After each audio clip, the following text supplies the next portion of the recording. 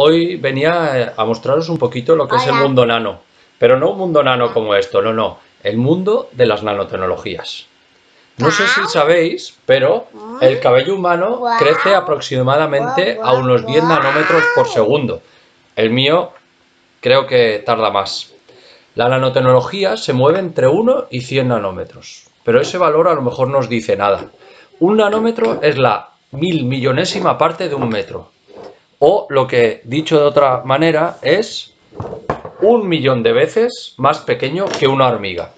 Es el tamaño, por ejemplo, de el ADN, que tiene un diámetro de 2,5 nanómetros. Y es una tecnología que es capaz de jugar con los átomos, de moverlos. Y gracias a eso podemos obtener materiales sorprendentes. Por ejemplo, Rubén, vamos a jugar con esto.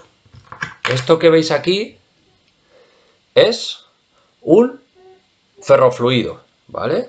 ¿Veis? Eso que veis ahí se está viendo las líneas de campo magnético, esas que en teorías no se ven. Los ferrofluidos tienen una propiedad cuántica denominada superparamagnetismo.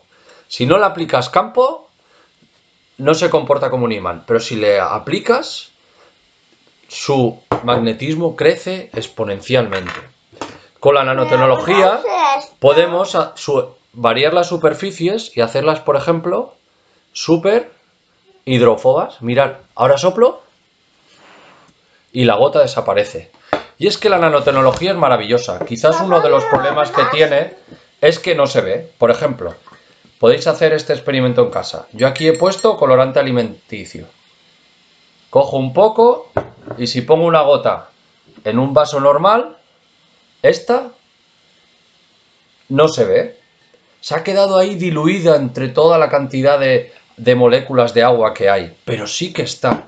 Para verlo se utilizan técnicas como por ejemplo la microscopía de fuerzas atómicas, otro tipo de técnicas que son muy complejas. Además, tiene otras propiedades sorprendentes. Por ejemplo, el oro deja de ser dorado o un simple lápiz que está hecho de grafito.